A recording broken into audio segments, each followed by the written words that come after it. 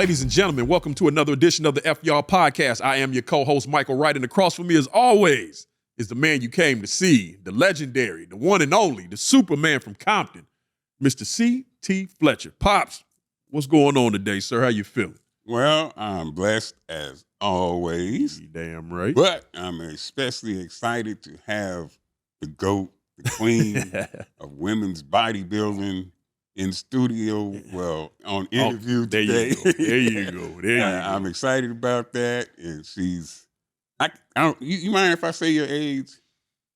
I don't mind. Okay. 62, right? Yep. I will be 63 next month. 63 next month. My God.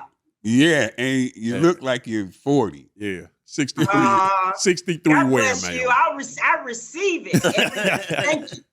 Yeah. All right. So I'm going to give her a proper introduction, but before we do anything, you guys know we are here in Southern California and we've been ravaged by these wildfires. Luckily, me and CT, we did not, lose any property or anything in the fire. We are good. Our families are safe. Everybody's good. So thank you to everybody that reached out.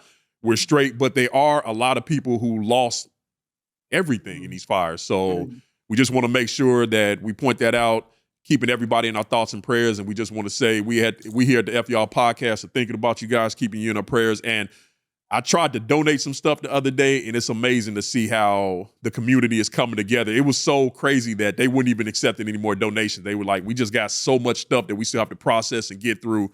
So it's a beautiful thing to see all of these people coming together to support the people here in Southern California who were affected by the wildfire. So we just want to say thank you, but please don't think this is the end of it. The fires are still going. Luckily, they are starting to get some of them contained, but they are still going. So we want to make sure that we just continue to keep everybody in our prayers and pray that nobody else loses anything and no more lives are lost.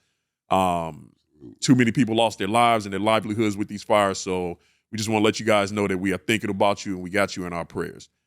All right, ladies and gentlemen, today's guest is an iconic figure in the world of bodybuilding, renowned for her unparalleled achievements and trailblazing contributions as an eight-time Miss Olympia winner.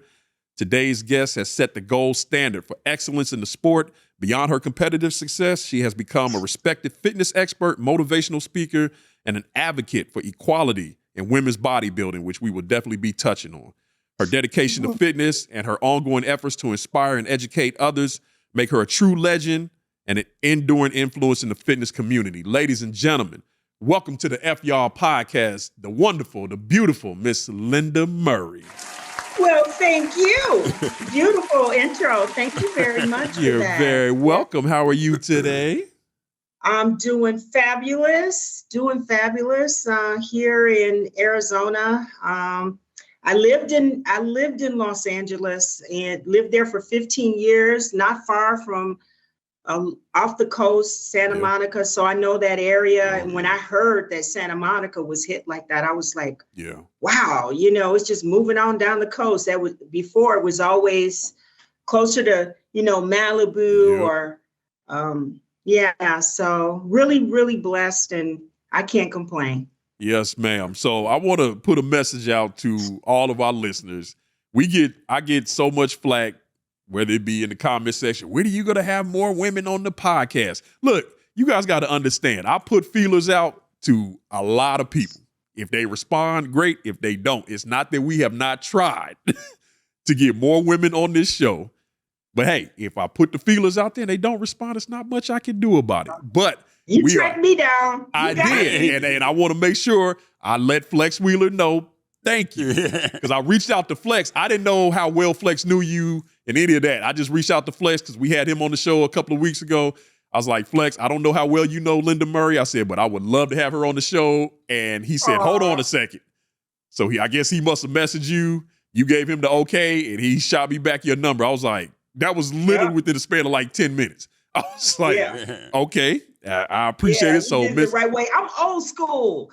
You know what I mean? Like, I can't keep up with all the inbox. I don't know how. How do you keep up? How do you keep up with that inbox? You can't. On DMs, you know what I mean? I couldn't imagine. I mess with him all the time because his DMs are like crazy, and just looking at them without even opening, like just pulling it up is overwhelming because it's like, man, how many DMs do you have in here? And Correct. there's no way he could possibly Mm-mm. answer every single person that DMs him. Like even his TikTok, like I go through his TikTok sometime when I post and it's just message after message. I don't even want to open them because there's just so many of them. Sure. So Yeah, it's tough. I can imagine, but thank you, Mr. Wheeler, for getting us in contact with Lenda Murray. I am looking forward to this interview and all the women who have been DMing me about the F Y'all podcast. This one is for y'all. And who better to start it off with than the 8-time Miss Olympia, Mr. Lenda Murray. All right. All right, Am I the Linda. first female on the show? No, we've had one before you. We had one before you. And she had a very interesting story, kind of similar to CT's. She died during childbirth. She had a crazy story. And we wanted to have her on and let her tell her story. And it was absolutely amazing. And that's when it really hit me. I started getting more DMs like, wait, that's the only woman that's the only woman you've ever had on the show. So I was like, okay, we gonna fix that in season 2. So we kicked it off. We kicked off season 2 with 8-time Mr. Olympia winner Ronnie Coleman, and right after that, we hit them with 8-time Miss Olympia champion Lenda Murray. There we go. All right, now, so I know you were born and raised in Detroit on the east side, if I'm not mistaken. That's correct. So take Detroit, me back. Michigan on the east side, Mount Elliott and Gratiot. That's what I'm talking about now. Hardcore, straight. Now, take us back. What was your childhood like coming up on the east side of Detroit, Michigan? Ooh, coming up on the east side of Detroit. I think for me, that's really my beginning because I learned to be the importance of being strong, like fighting, had to fight. I'm the oldest, so I had to protect I didn't have a big sister or brother. It was it's all women, all girls in my family. I grew up in Detroit thinking for a long time that Devil's Night was normal. Used to it's a different atmosphere, different, environment. Yeah. But that was my life and I wouldn't change it. Absolutely. So you grew up fighting. You was fighting boys and girls back then? Fighting boys. Fought a lot of boys. And it really started out early. I can remember elementary school, kind of I'm aware of crime. I was aware of, saw my father have to pull his gun out a couple times. Was he a policeman? Yeah, my mother would, when we would go on vacation, she would not tell us because she knew that if she told us, we would tell the entire neighborhood and we'd go on vacation and come back and we'd have nothing. And all you Yep. So it was like that. Sounds a lot like Compton. A lot like Compton. Oh yeah, like y'all didn't tell nobody you was going on vacation either. We didn't have to tell them. It still wasn't shit back. The house was empty when we came back. And we didn't tell them we was going. Just it. Yeah. Survival, right? Yeah. So you used to whoop them boys' ass too? You said what about the boys? You used to whoop the boys' ass too? Oh yeah, I was pretty good at it in elementary. Oh yeah, I didn't start. Guys didn't catch up to me until like, like middle school. I was really I was strong. I was fast. I was a sprint. I could run. Oh, you were a sprinter? Yeah, she ran track. You ran track in high school. I ran track, so I was really fast. That was my first real love as far as like introduction of like my athletic ability, because back in the day, boys would put their hands on you. Like even when I got toward this whole Me Too thing, when when they started talking about Me Too, I was like, I remember that was just kind of normal. Yeah. You know what I mean? It wasn't no. So a lot of people have those kind of stories to tell. But that's when I learned how fast I was faster than a lot of the boys in my neighborhood. What distances? 100-yard dash, 200. Well, back when I know we ain't too far apart. So Right. It was 100-yard dash. Yeah. We called it the 100-yard dash. Then they changed it. It wasn't what they call it, the 100 meters now, 100 right? meters now. Don't let CT fool you. He lying. His ass is 102 years old right here. He is a lot older than you, man. He is a lot. I may look a lot older, but we pretty close. He said, I don't know about no lot. Yeah, we pretty close. I look a lot older, but we kind of close. You look great. She knows. We gonna be talking about some stuff that this young bastard ain't gonna know nothing about what we talking about. Yeah, ain't that the truth? I'm damn near 50. You talk to me like I'm 12. I'm almost 50 years old. Like, don't do me like that, Pops. Did you say almost? You said almost 50? I'm 46, actually. I'm 46. There you go. Yeah, so I'm knocking on the door. I got like almost 20 years. Yeah. I could have given birth to you. Yeah. Don't see. That's the reality. See, don't. Me and your mama the same age. Yeah. Okay, Yeah. My mom's 65. Yeah, she don't like how you talk to me either. I'm gonna tell her too. You a damn. You disrespect me all the time, Miss Murray. Does he really? Yeah. Talk about me real bad. Don't let this man sit up on this show and lie to you. Don't let him lie to you. Anyway, let's keep it moving. So you ran track in high school. Was track is that the only sport you did in high school? No, I was a cheerleader for 4 years. I ran track and I was a cheerleader for 4 years at Henry Ford High School. Yep. Then I went to Western Michigan University, and that's where I was focused on my education. I got lucky enough. I came up through the Martin Luther King program. So when I graduated, I remember this. I graduated June 18th from Henry Ford High School. And on June 21st, I started Western Michigan University. And I was allowed to go to the university based on this program that they had. It was called the Martin Luther King program. So 3 days later, I went to it was like a prep for success, like introducing inner city to a whole new world. Yep. So to go from Detroit, Michigan to Kalamazoo, Michigan, and it be predominantly white almost, like, I don't know, maybe Western was 4% Black, maybe. Yeah, that's predominant, all right. So how much of a culture shock was that to you getting there when you first got there? How much? I know that had to be a culture shock for you.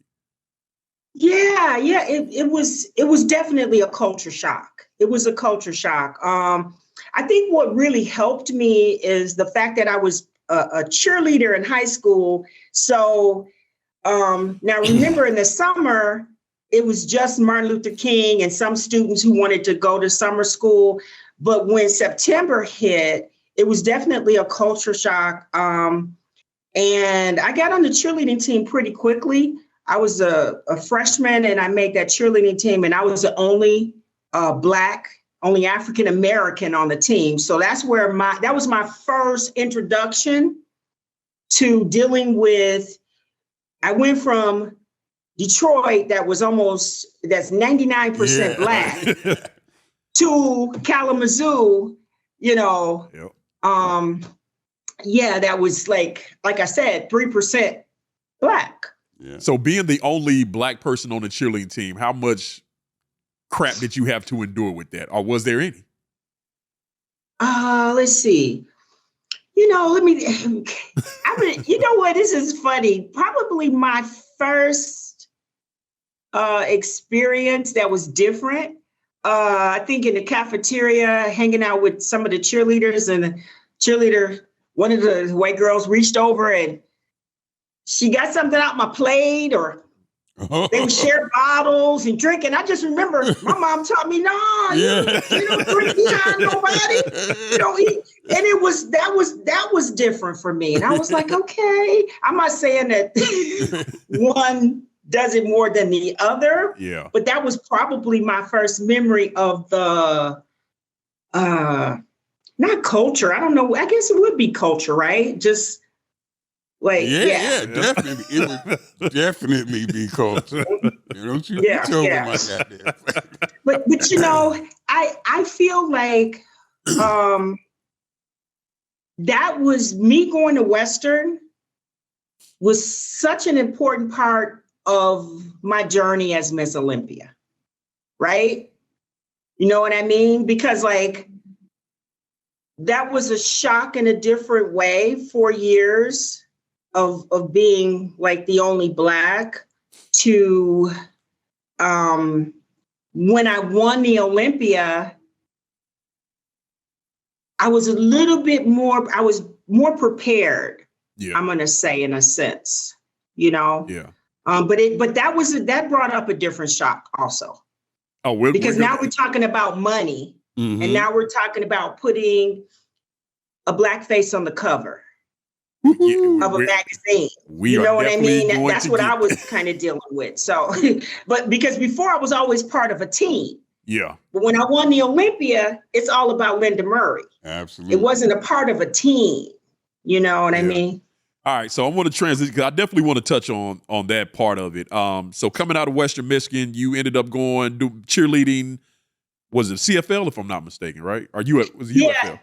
Yeah. So do you guys know of the USFL? Yep. Right. Mm-hmm. United States Football League. So I was a Michigan Panther cheerleader, 1983 and 1984. My quarterback was Bobby Hebert, and Anthony Carter was wide receiver. So we had gotten a lot of big names. Yeah. We paid the money, and instead of them going to the NFL, they went to the USFL. But my dream was I wanted to be a Dallas Cowboy cheerleader. So that kind of plays a role too. I actually tried out for the Dallas Cowboy cheerleaders. I made it all the way to the 45 girls that they have before they start the season, but I can go into explaining how that didn't actually happen. And then I fell into bodybuilding. So no, please do, because that was going to be my next question. So please go ahead and let's segue right into that. Because it's a long stretch from cheerleader to Miss Olympia. How did that transition happen? You're right about that. Yeah, definitely. So let's talk about that. Let's talk about you were talking about the Dallas cheerleading. Let's talk about that, and we'll segue into your starting bodybuilding. Yeah, well, really what happened, I mean, when you look at the 80s and the early 90s, but mostly the 80s, it was just not normal for a woman to be muscular or want to be muscular, right? So, but during that time, before I knew anything about bodybuilding, I knew of athletes. I was very connected to sports because if you're a cheerleader, you know, I knew a lot of basketball players, football players, et cetera, et cetera. So my goal, I wanted to be a Dallas Cowboy cheerleaders. They were super popular in the 70s. I said, when I graduate from Western Michigan, I'm going to try for Dallas Cowboy cheerleaders. I followed through and I did that. And prior to me doing that, the USFL comes up. Now, the USFL was in the spring. NFL is, starts in the fall. So I'm on the USFL team in interim. And I had at the time what I call a beautiful physique, an athletic physique. Yeah. But it was an athletic physique collegiate wise, and it was perfect. But my body genetically, I had shoulders, I already had some abdominals, I had these quadriceps, these hamstrings. And so I needed to really trim down my physique to be a Dallas Cowboy cheerleader.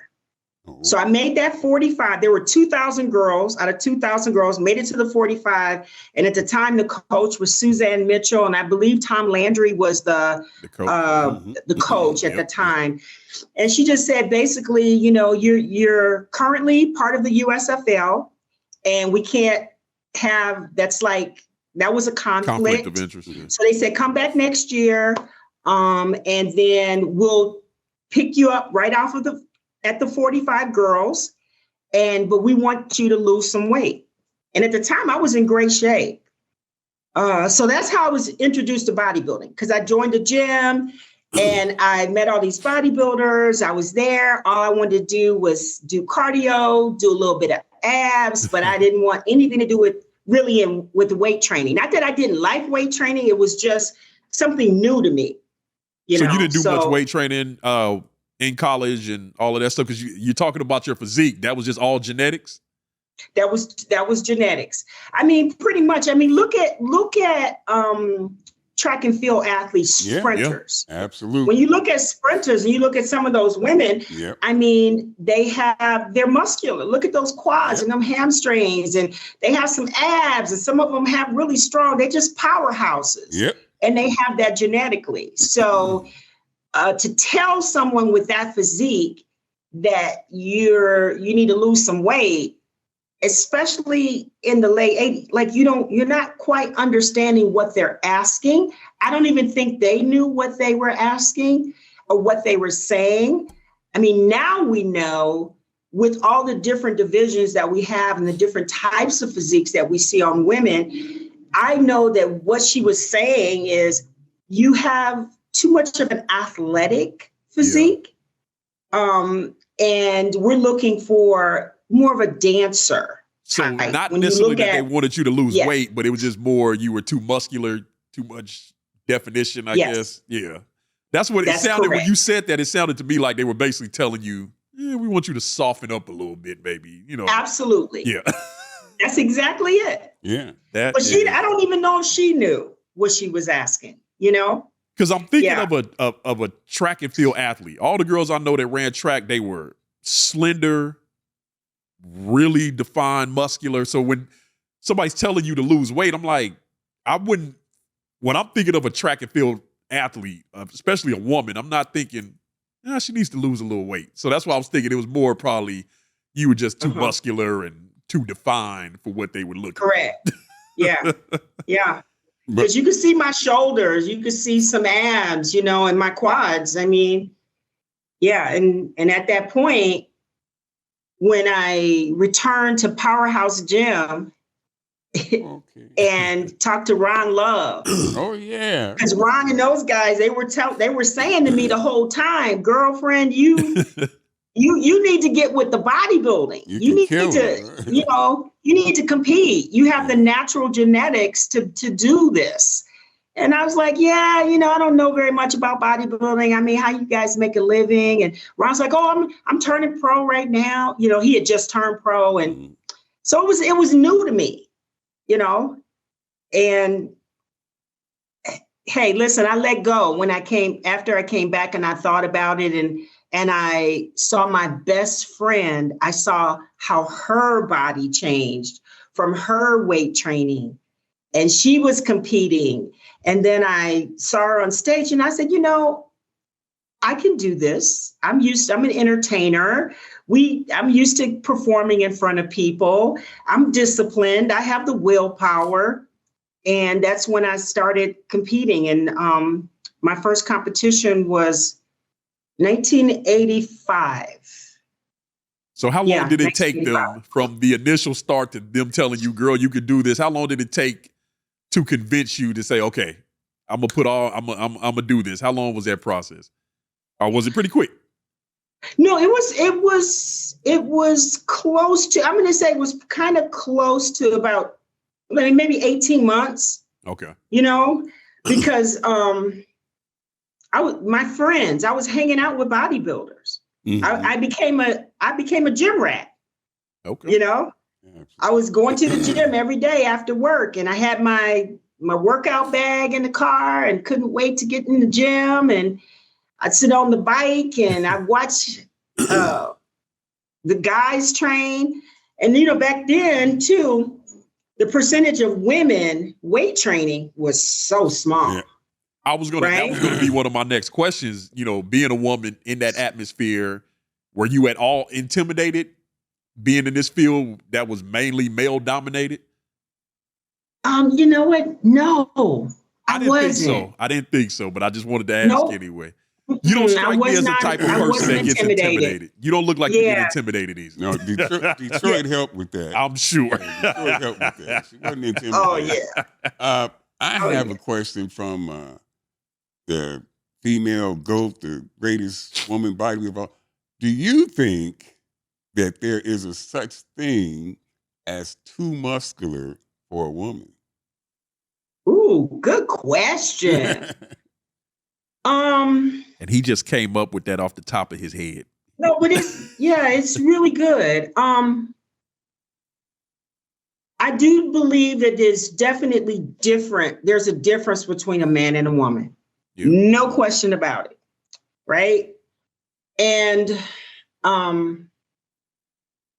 think the challenge, I'm going to say yes, if it comes to being a competitive bodybuilder. So, when you think about sports and you think about bodybuilding, when somebody picks up a basketball, they're playing basketball, right? When they go in the gym and weight training can be used in a variety of different ways to make you better at playing basketball or tennis, or you can use it as saying you're a bodybuilder. Some people train like a bodybuilder, but they've never stepped on stage. Yeah. And I think the word bodybuilder, some are uncomfortable with that word. Like women are still today saying, oh, I don't want to be too big. I don't want to be bulky. I don't want. And honey, weight training is the fountain of youth. Yep. Just simple as that. You can get with the program. I've been preaching this since the 80s. You can get with it or not. I'm no longer trying to convince a female the importance, especially when you hit like 45, 50, 60, it's huge. So when it comes to bodybuilding, if you're a female and you're on stage, if you don't have the structure to be a great female bodybuilder, if you have to take a lot of gear or do a lot of jumping around and standing on your head, then honey, it's not for you. Not for you. Because if it's going to change your whole look, then it's not for you. We know what it takes to have a great basketball player, right? Usually they're tall, but we have some that come in, they could be a little shorter. Yep. Steph Curry, kick butt. We know what it takes, like in football. You know what I mean? But like bodybuilding, we're still trying to find our way. And I should be able to look at on the Olympia stage or any bodybuilding stage on a high level, I should see beautiful and art. You could be huge, really. But if your body can hold that, and that's your genetics, and you're naturally, like, let's say 5'9", and you had the shoulders, you got a small waist, you got that X factor, you know what I mean? And you pull it all together, then that's not too much. But if you're somebody and you're trying to make something happen, and I can just look at you and see, like I don't know what you're taking, I don't know what you're doing, but it's not healthy. It doesn't look good. Yeah. So I want to go back. You were talking about the misconception of weightlifting, especially when it comes to women. This misconception that if I start lifting weights, I'm going to get big and I'm going to get bulky. You just said something that I say all the time. Weightlifting is the fountain of youth. And I can speak, and as a man, for somebody who was once almost 500 pounds, when people ask me all these years later how I keep the weight off, I tell them weight training. And I was so happy that you said weight training can be used in so many different ways. Yes, you can train like a bodybuilder, or you can train like this. I don't do any heavy lifting at all. But weight training has kept me at this point to where I can sit here at 210 pounds and not worry about going back to 475 pounds. And that's been because of weightlifting and weight training. There you go. And I try just with women, like, I was like, oh no, I don't want to get bulky. I said, again, depending on how you're training, I don't think they understand that. They just think of it as weightlifting. And I'm just going to be in there picking up 100-pound dumbbells and all. It's not like that. So for somebody that trains people, like, how do you how do you train a woman's mind to understand that this can be used in so many different ways and it's not going to have you walking around here looking like the Incredible Hulk? I gotta tell you, Miss Murray, it's funny to me when I hear a man or a woman say that. They think they're gonna go in the gym and brush by a pair of dumbbells and all of a sudden get yoked. I say, yeah, It's funny. yeah, you ain't got to worry about that happening. Oh, I'm gonna get to you if I'm scared I'm gonna get too big. The hell no. You ain't got nothing to worry about. They stand there looking like Mr. Potato Head. And they worried about getting too yoked. Shit. They tell somebody else that shit. I know. But they're not in danger of that happening. No, that ain't gonna happen. It's hilarious, right? Yeah, it's funny. It is. Where does that misconception come from, though? Mm-hmm. Like, why do so many women have this mindset that if I start lifting weights, I'm gonna end up looking like a dude? Because I hear women say that all the time. I ain't trying to look like a man. Mm-hmm. Who says you're gonna look like a man because you start weight training? So I'm always interested to know where that preconceived notion came from. Mm-hmm. I think what happens with women, especially, we start gaining weight. Like, you can eat anything, do anything, almost when you're like 17, 18, 19, 20. You know what I mean? Definitely. And then you get 21, you start gaining a little bit of extra weight. You know what I mean? It might be like 5 pounds, or, you're lucky if it's just 5 pounds. But so when you think about exercise, most always think, okay, it's cardio. Like, everything's about doing cardio.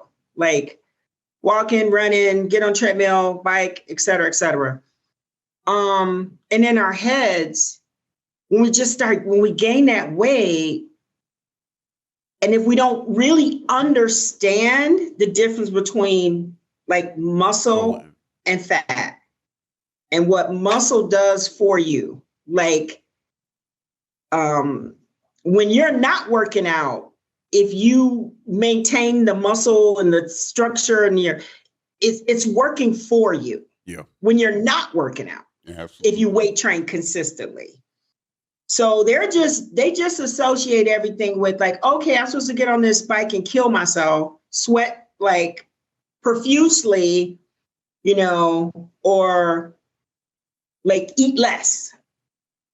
So for them, they just think that it's, bodybuilding, we still have a long way to go. And it's kind of sad that we do, and that people still want to. I think some people use it as an excuse. Don't you think? Mm-hmm. That, like, because it takes more knowledge, information to weight train.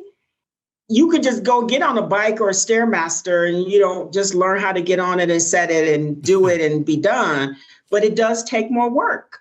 Absolutely more work. So that's the issue. I think you always say that all the time. People don't, they talk a good game, but they really don't have the mental capacity to do this shit. And they really don't. And do it at a high level. They really don't. I asked the king, wait a minute. I got to ask this question first. Who do you consider the GOAT of male bodybuilding? I consider the GOAT of male bodybuilding Ronnie Coleman. All right. I think like everybody and for some different reasons. I really, I kind of thought you might say Lee Haney, but yeah, and you know what? I feel that Lee, for sure, he is great. He's the first of the mass monsters. Yeah. You know what I mean? With some structure, with his amazing back development. Yeah. The only reason that I say Ronnie, because, if you look at Ronnie's following now. Yeah. I mean, you look at his following, you look at, how he trained. I came up with Ronnie. I remember when he placed 9th And then he goes that next year, Flex Wheeler was going to be the one that wins. And then Ronnie goes from 9th place to first place. Ronnie has just had such a major impact on the sport. And that's why I would say that he's the GOAT. I totally agree. Now I want to know I asked Ronnie about his training. And I have a saying. I gotta get the Queens. I gotta see what you say about this. I have a saying, and I say, fuck overtraining, because there's no such thing as fucking overtraining as far as I'm concerned. Now, Miss Murray, I'm gonna tell you, Ronnie Coleman agreed with me. And I was so fucking happy when the greatest bodybuilder of all time agreed. I want to know what the greatest woman bodybuilder of all time thinks about overtraining. So what do I think about overtraining? Do you think hold on 1 second. I think I lost my light. Keep going. Ronnie said there ain't no such thing, just like I said. I want to know what you said. What I think? Yes. Well, yeah, I think that you have to be smart with our training. So you said there's no such thing as overtraining? Yeah, you can't. When I say that, let me tell you, I don't mean I mean as pertaining to weightlifters or bodybuilders. You can't go in there and do too many curls, too many squats, too many. As far as I'm concerned, I'm gonna tell you, Ronnie Coleman said the same thing. So what does Lenda Murray say? That's what I want to know. You know what? I'm definitely not. I was definitely one to not overtrain. Okay. I was not. Yeah, I just instinctively. First of all, when you have great genetics, and I'm just going to be honest, because when I see people and they have to do a whole lot, I mean, you have great genetics. Ronnie, great genetics, but it took a while. I had to watch Ronnie's documentary to really come to understand like his journey. Yeah. Like absolutely. he was addicted to, he loved training super heavy. Yeah. And I love training heavy. I love training heavy. So, but I did not, I was very smart with my weight training. Very smart. You said the word addicted, and I'm famous for, well, not famous. I'm a couple people know for being an iron addict. And I heard Arnold Schwarzenegger talk about it too. He said he's, even at his age now, he's addicted to training. He has to train 6 days a week. And I want to know, was Lenda Murray in your heyday, when you were kicking everybody's ass on the bodybuilding stage, would you consider yourself addicted to iron? Oh yeah. Back then I was addicted to iron. And thank God I'm still addicted. Absolutely. Oh shit. That's why you look like you do now. I know. Because she's still addicted. Absolutely. Because it's some people, when they get around our age, they be little fat pudgy motherfucker. You never knew that they tell you the only way they used to be a bodybuilder is they had to tell you or show you some pictures or something. But you're still in fantastic shape. So yeah, I can tell you're still addicted. So I'm still addicted. Once we really know, I know my weight training played a major role in my structure after I had turned 50. Oh yeah. Played a major role. It's my bread and butter. Absolutely. I can't, as soon as I stop doing, if I think I'm going to start just doing cardio or even just trying to watch my diet, it's just, you can't, it's number one to me. Yeah. Like your nutrition, I'm gonna say your nutrition is number one. You can do your nutrition and, but then you got to do that weight training. Yeah. So what's training for you like now that you're retired? The man put your age out there early. So what's training like for Lenda Murray these days?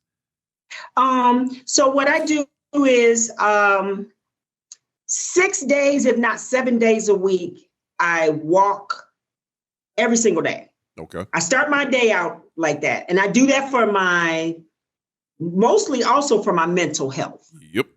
Just to get out, start my day before I get overwhelmed. My weight training, I train, make sure that I weight train my entire body. So I train 4 to 5, I'm going to say 5 days per week weight training. Day 1, I do chest and biceps.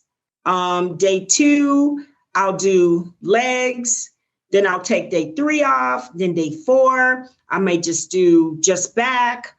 Then day 5, I'll do shoulders and triceps. And then I'll do calves. So I break it up. I make sure I train every body part. I still train my chest. I train my back. I train biceps, triceps, shoulders, calves. I still do squats. I still do lunges. I'm real careful with barbells. You know, I'll use, I don't bench press anymore, but I can still get down. If somebody saw me like doing flat dumbbell presses, I mean, I can still easily have 50 pounds in each hand and do 12, 15 repetitions with 50 pounds, you know, for flat dumbbell presses, still do incline dumbbell presses. Yeah, it's. So I got another off the cuff question. Michael's a technical guy. He do all the research and all that shit.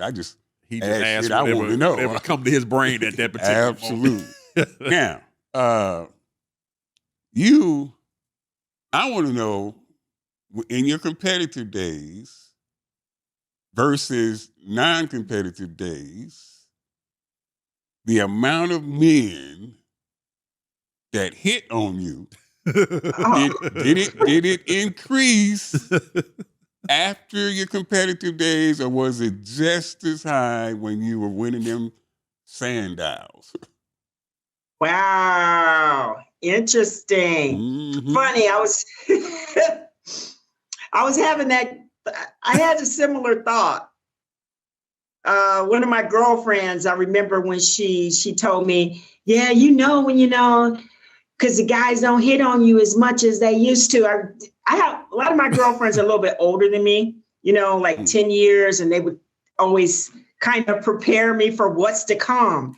So I was like, oh, I didn't really think like a lot about the importance of that, right? But it's really important after you get a certain age, because that's your meter to say, okay, yeah, I'm still looking good.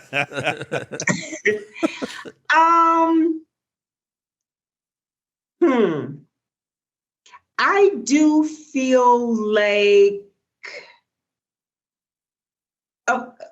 when I was at my extreme,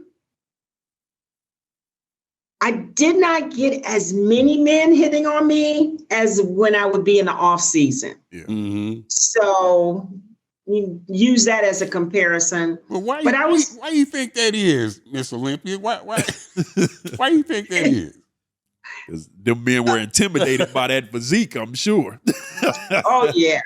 Oh yeah. And I mean, part of it. Yeah, I'm sure. That's another part too. Yeah. That's part of it. I experienced a lot. That's why I said it was really challenging being in the sport and trying to come up through the sport. And, being in Detroit, and people they were like, what are you trying to do? Wow, yeah. You create such, I guess not controversy, but when somebody would see a female with her arms out and her biceps, and you can see, it was just like they couldn't help themselves. It creates this emotion and this feeling in people.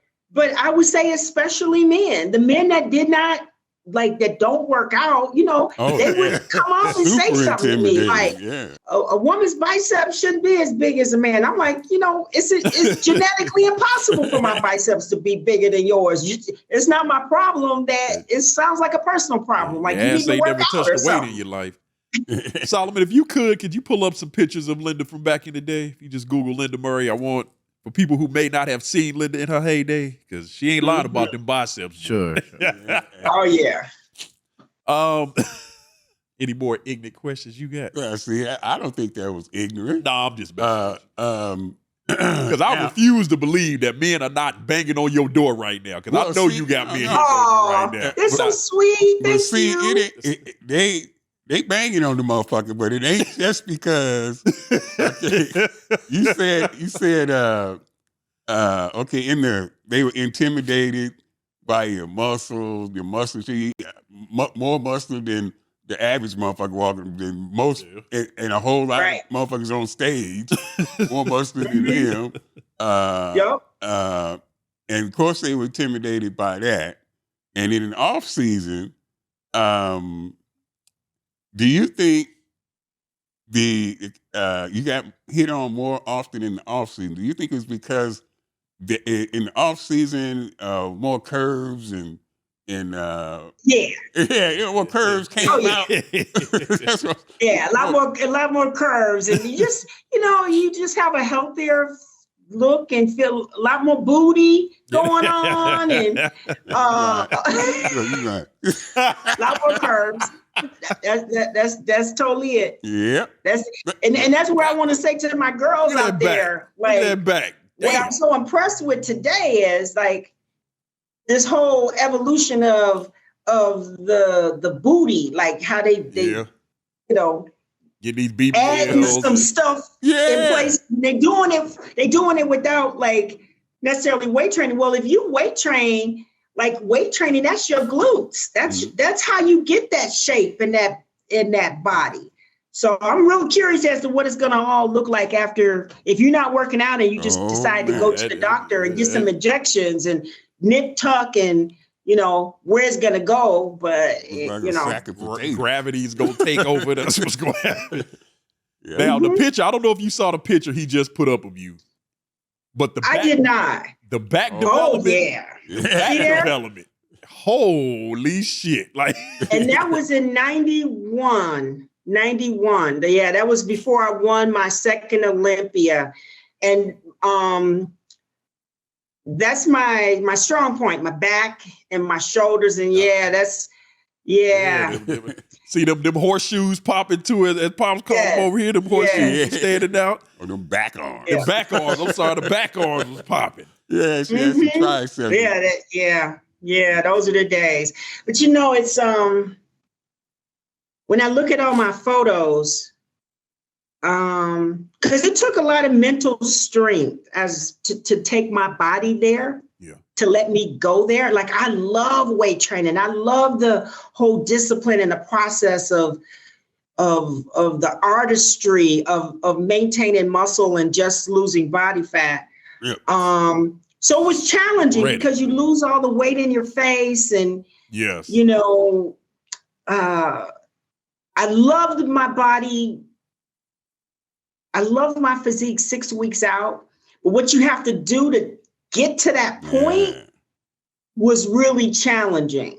Can you walk us through that quickly? Walk us through that process, those 6 weeks before, what?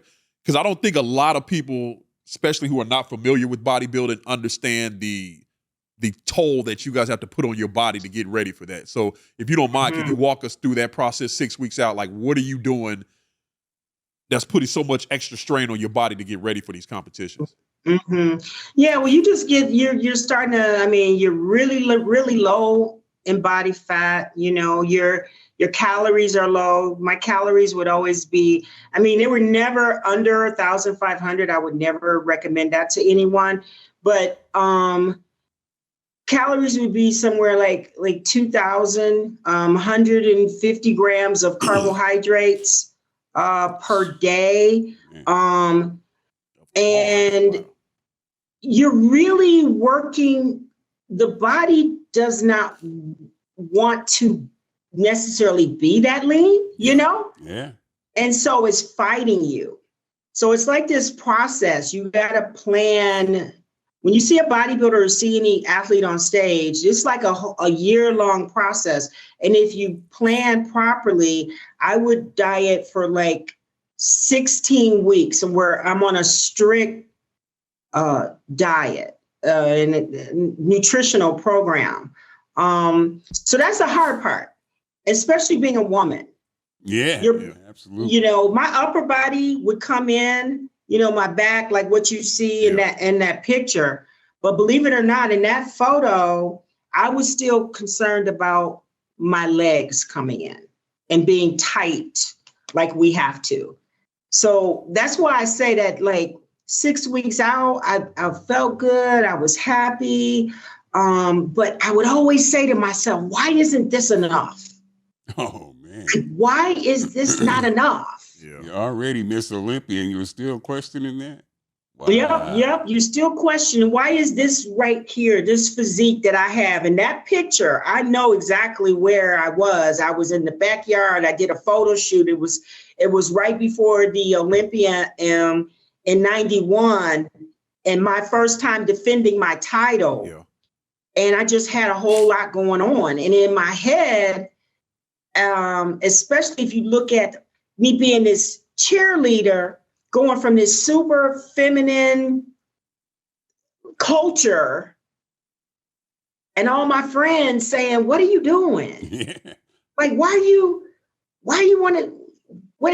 making this transition into this being, you know, masculine?" And my mother and father looking and being like, you know, that you was know, you have my a college next degree. What are you doing? You working at a great job. What do you mean you want to be a personal trainer and stop working at a corporate and now you eating, throwing the yolk away? What about your sisters? Hey, mom and dad. Okay. First of all, did you have a real good relationship with both mom and dad growing up? Mm-hmm.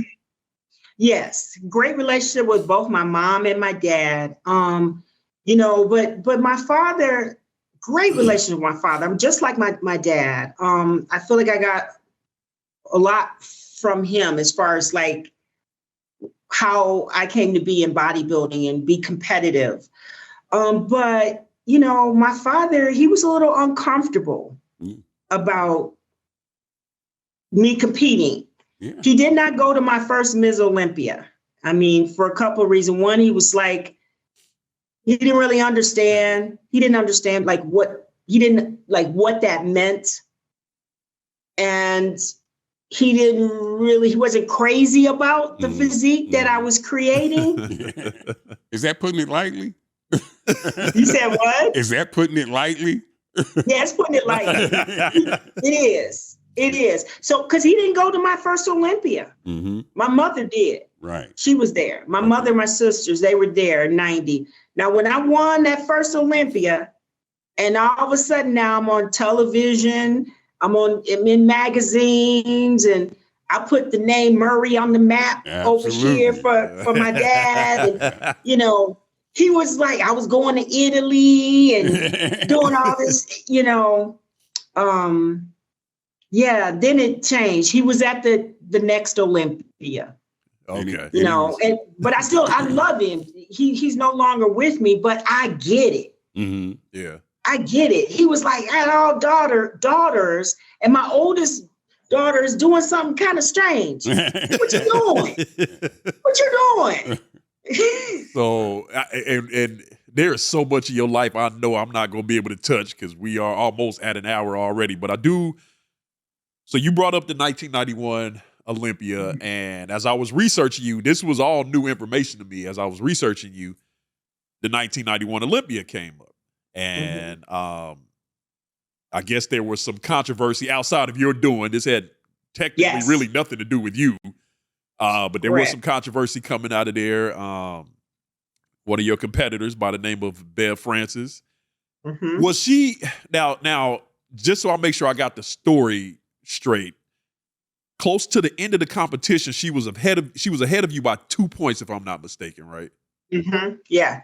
Okay. And so after prejudging. So I guess the consensus was everybody thought she was going to win. Yes. But you won. You defended because you were defending your crown.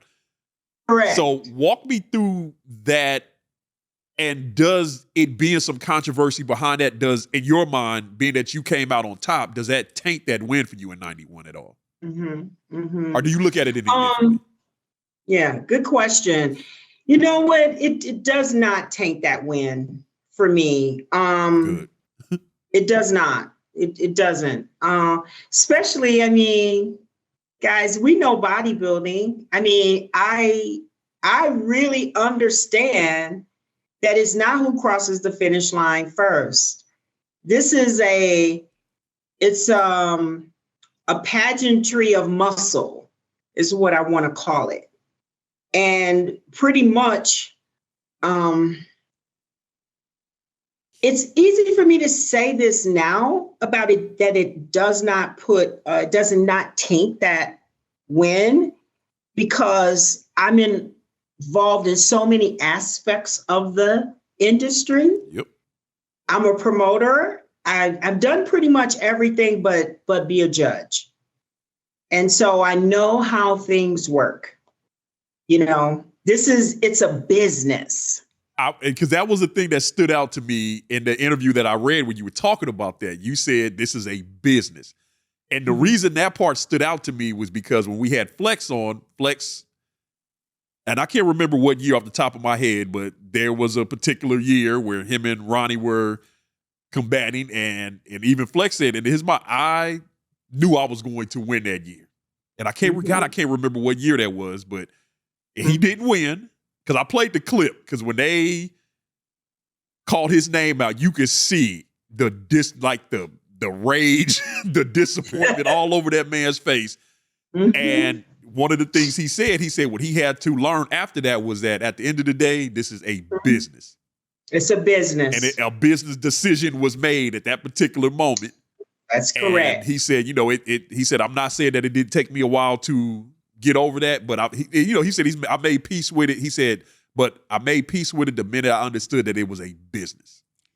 It's a business. Yep. Now, speaking of that, Bev Francis was a powerlifter at first, and she came from powerlifting into bodybuilding. Okay. She was a world champion powerlifter. Solomon, if you Google Bev Francis, because I want people to see, she was a monster. Went into bodybuilding. And was she considered at that time, Miss Olympia, was she considered overly muscular? Yes. So what happened? I mean, before my reign, Corey Everson, she had won 6 Olympias, and she retired in 1989. Yes. So right there, even Bev, that's not as muscular. No, We've seen her much more muscular. of her today. Yeah, she was way more muscular than that. Because she was in the movie Pumping Iron, and I believe the controversy was between Rachel McLeish and her. Like that was considered to be extreme. Yeah, like especially back back then. So, yes, her first Olympia, what happened is in 1990, the world they were not prepared for me. No. In 1990. and Bev was the name. And so she was expecting to win. And what she did is she intentionally did not come in as muscular as she'd been in the movies. Right. In that movie and in competing against Corey Everson, she brought a much more not as muscular package. She changed her hair. She did her makeup, and so I clearly beat her that first year. Yeah.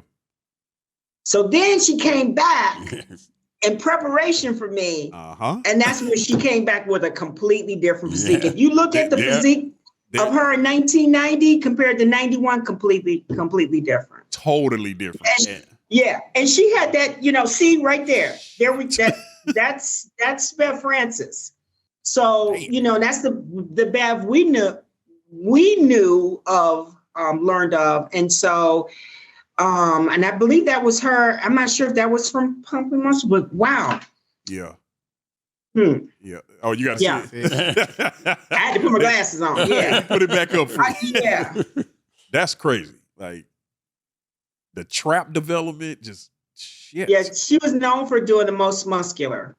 Even though it looks like it may have been enhanced some, but that's that hair, her hairstyle, that's Bev. She has some incredible traps, incredible upper body development.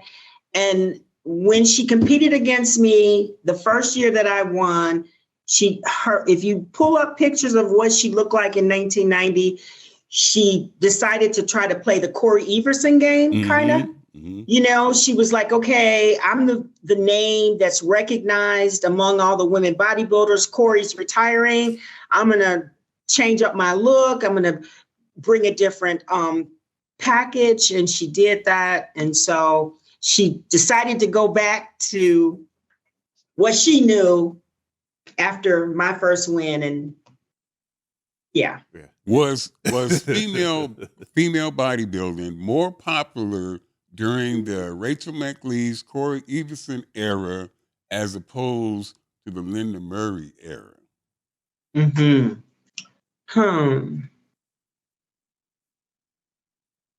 know, I believe it was more popular during my era.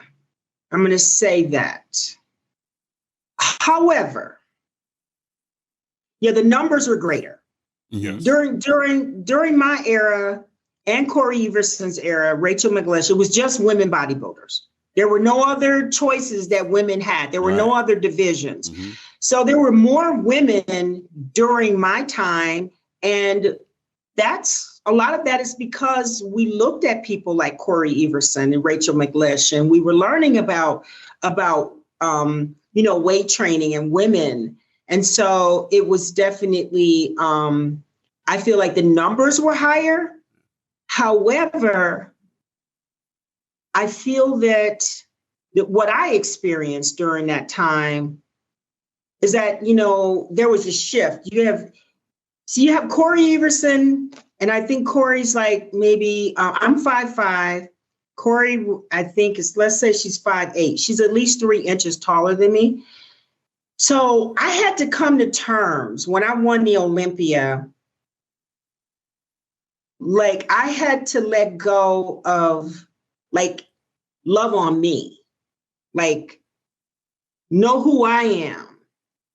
Because now you have this Black woman that's 5'5", and she looks like she's much more muscular than Corey Everson, blonde, 5'7". And so people were a little uncomfortable, you know, like, oh, it's getting too much now. Women is extreme, you know, and it wasn't really that, you know. So that was very challenging for me to stay in my lane, know who I am, and just be whatever Corey had or whoever Corey is or Rachel, like, that's them. Yeah.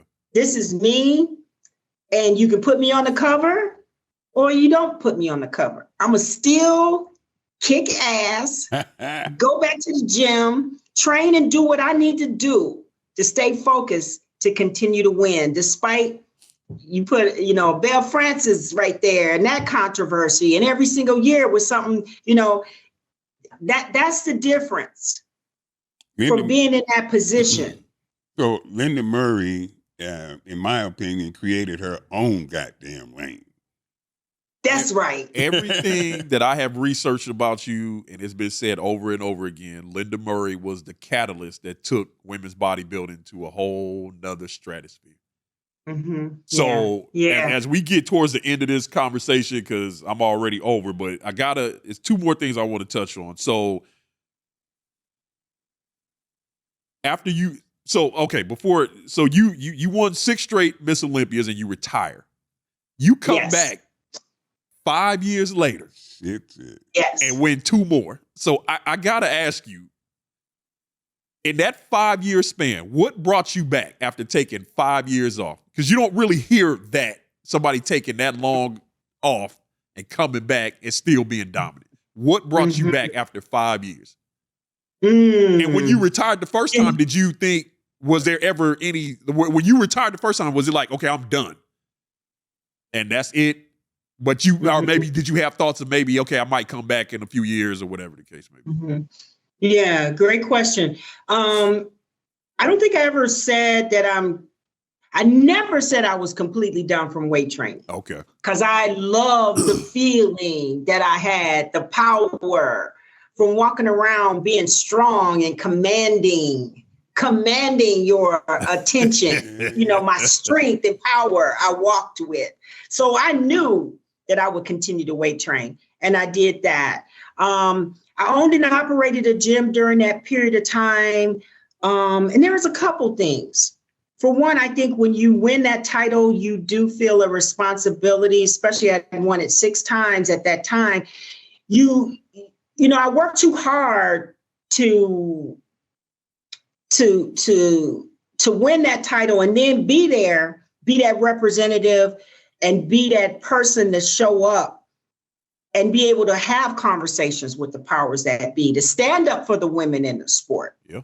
Like, people don't get to see some of what goes on. I mean, like right now I work for the owner of the Olympia. I'm right here at Olympia headquarters. I see him every day. I just got through talking to him. And it's, you become like kind of like a power broker. So for me, I won those Olympias. I cared a lot about women's bodybuilding. I care a lot about the women. And I knew that I did have some power, and I saw some things that would happen where they would kind of take advantage of that current champion. Or that current champion, I had to learn to love and understand who Iris Kyle is. She's who she is. I am who I am. Corey Everson is who she is. But we can share information, and there are things that I can do to pick up the telephone and call and say, hey, that's not cool, guys. Wait a minute, y'all decreasing the prize money? I won my first Olympia. I won the first Olympia. First place was $27,000. The next year was $35,000. And the third year was $50,000, and it increased. Contracts, et cetera, et cetera. And then when I disappeared, it was real easy for them to just kind of continue that narrative that, the women don't make any money. They're not selling tickets. I'm like, bullshit. Don't tell me that. I've been in New York. In New York, when we had the Olympia, it was only women bodybuilding. We were not bunched in with the men like we all are now in Las Vegas. So you can try to tell me that BS, that we're not bringing the money in or selling tickets. We are. So how are you going to decrease her money from $50,000 to $20,000? Less than what I got in 1990. Wow. And again, that was going to be one of my last questions. I wanted to say that for the end about, you being an advocate for the pay. And so I ask you now, we're in 2025 now. Are we making strides? Will we ever get to a point in your mind where, or do you feel like, should it be an even playing field? Should the woman get just as much prize money as the man? The man who wins Mr. Olympia? Should it be an equal playing field across the board? It would be nice to say that it should be an even playing field, but I think that, when you look at, the men have been around, you guys have been around much longer than we have. Yep. You guys laid the foundation. So that right there doesn't make sense for me. Yeah. As far as a business, what I mostly have is when I look at other professional athletes, when we look at track and field, or you look at for example, tennis, the time during tennis, Serena Williams and, they should be making more. Yeah. The rest of you guys are boring. There's nothing there. You know what I'm saying? So if you command that, if you are putting people butts in the seats, if you're selling merchandise, and then you should be paid accordingly to your power that you draw. Because there is still, to this day, there's still a big discrepancy between what the men get and the women get. Yeah. It's huge. Yeah. Huge discrepancy. Yeah. Huge. It's huge. I can call out Arnold Schwarzenegger as to me, you know, the fact that, you know, he puts on the Arnold, and we have 6 women's divisions. You had all of the women's divisions. Then you pull women's bodybuilding. Then you pull women's figure. Then you pull women's physique. And then the first place is something crazy, like $7,000. And I think the top 3 girls, first, second, and third in bikini, in wellness, and also in fitness, the top 3, the amount of money that they make, I think maybe 4th place or 5th place makes more in comparison to all 3 of those women. So that's just not right. At all. At all. At all. You know, you can't say what I know that goes on with the Olympia, the fact that I do see them, that they increase the prize money, that I see how they treat the women. We have all 6 divisions. We treat them, you know what I mean? Like, and there's, as far as first, second, third, fourth, and fifth, like the increments of the money is it gets better. Yeah. But like, you're going to give the winner $7,000? And you want to be called Arnold? You want to be called the best show in the world? No, dude. I understand. So before we go, the last question: like, what are your views on the current state of women's bodybuilding, and where do you see it going or where would you like to see it go in the future? Yeah. I'm going to say this last Olympia, this last 2024 was the first year where I feel like we have made progress because what's been happening with women's bodybuilding, we take 2 steps forward, 1 step back, 2 steps forward, 1 step back.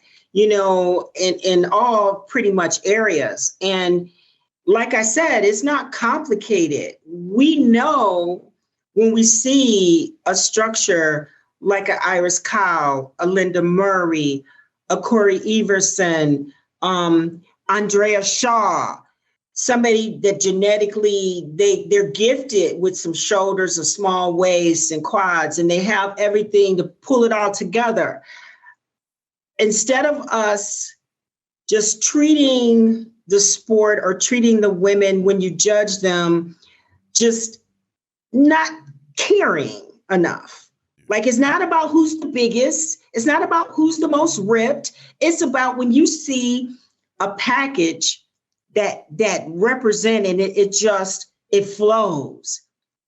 And even though she's muscular, she could be big girl, but you just can't take your eyes off of her. I want to see top 10 like that in bodybuilding. And I think that this last year was like the first year where I could really sit there and I enjoyed watching all the women. That was the first year in a long time, because we were starting to have, like, you have those, what do I call them? People out there that, like, because of the struggles we were going through, where we have women that show up and then, oh, it doesn't matter. You know, I'm the biggest girl on stage. You know, I'm the most ripped. You know, my biceps are bigger than her. But no, this is bodybuilding. It's bodybuilding. And or the face don't matter. Honey, like, the face matters. Your head is on, we're looking at your, you know, it matters. Yeah. Well, go ahead, Pops. Go ahead. When you look at yourself back then, and you look at yourself today, which do you prefer, this Linda Murray or that Linda Murray? You said, which one do I prefer, this Linda Murray or that Linda Murray?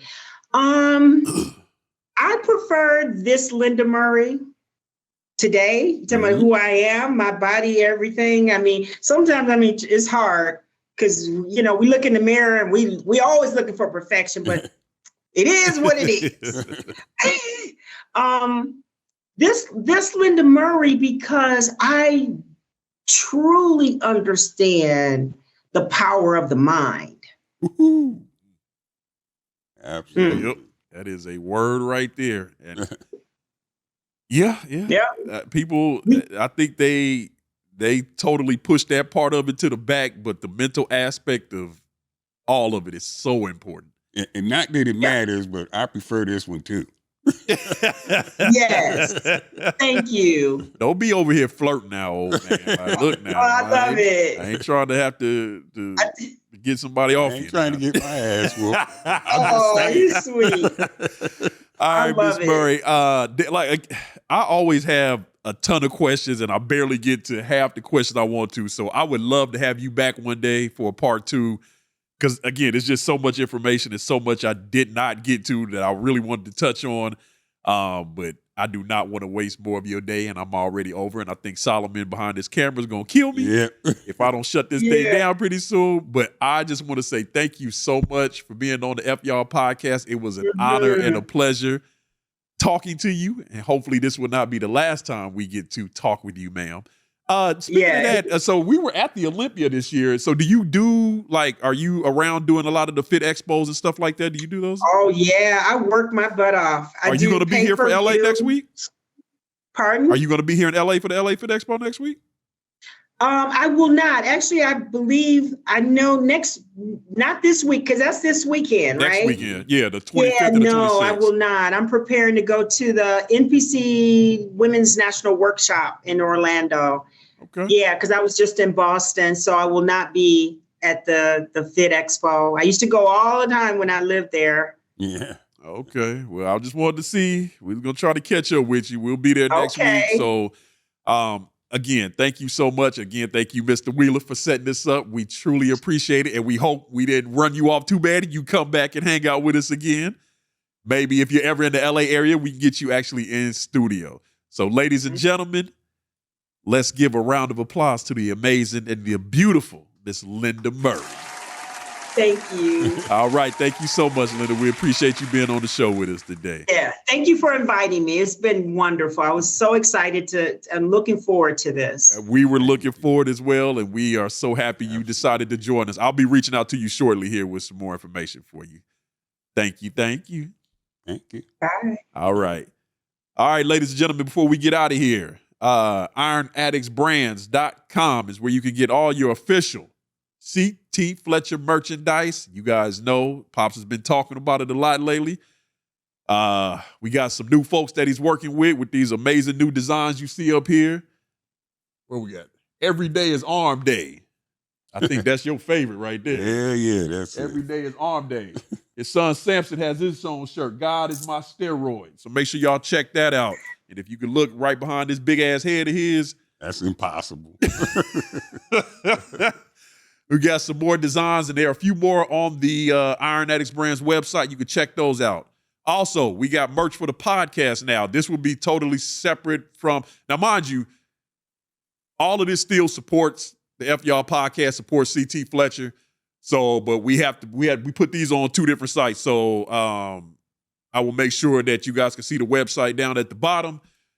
But if you go to Merch Labs /F Y'all podcast, we got the F Y'all podcast merch up there. We got hoodies, we got t-shirts, and more stuff to come in the future. But you guys have been asking, where's the podcast merch? So here it is. Again, we appreciate you guys supporting the podcast. You guys always ask, how can we support CT Fletcher? How can you support the podcast? You do it by going to IronAddictsBrands.com, purchasing some merch. Also, the Wolfpack collaboration between CT Fletcher and Wolfpack backpacks is a go. The bag is live. They will be at Iron Wars next week, January the 24th. They will have a booth set up, and they will be selling the commemorative bags for Iron Wars. And you will only be able to get these bags. They are CT Fletcher certified. You can only get them at wolfpack.com. So make sure you guys check those bags out. Bring them out to Iron Wars. Bring them out to the LA Fit Expo. Let the old man sign it for you.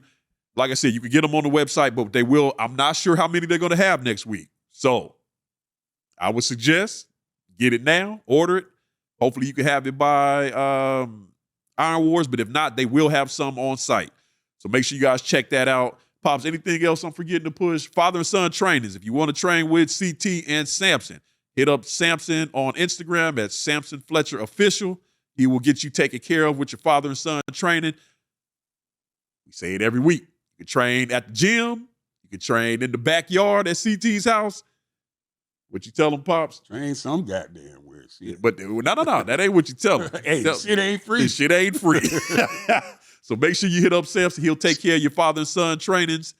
Anything else I'm missing, Pops? Oh, also, before we go, I did want to talk about, we talked about the fires early on real quick. You guys saw Michael Jai White on this show a few weeks back. If you follow him on Instagram, you probably saw his post, but his wife's family home burnt down. Her parents lost everything in the fire. They have a GoFundMe up, so if you go to Michael Jai White's Instagram, I just wanted to promote this. Michael did us a huge favor by coming on this show, so I want to make sure everybody who comes. Yeah, but I want to make sure we showed him some love and some support. So if you are all inclined, please go to Michael Jai White's Instagram page. Check out his GoFundMe to help his wife, help his wife's parents get back on their feet, because they did lose their childhood home. They lost everything. So we want to make sure that we're keeping them in our prayers and thoughts, and make sure we support them. So check that out. That's all I got. Pops, anything else on your end? Nope, that's it. But as always, fuck y'all.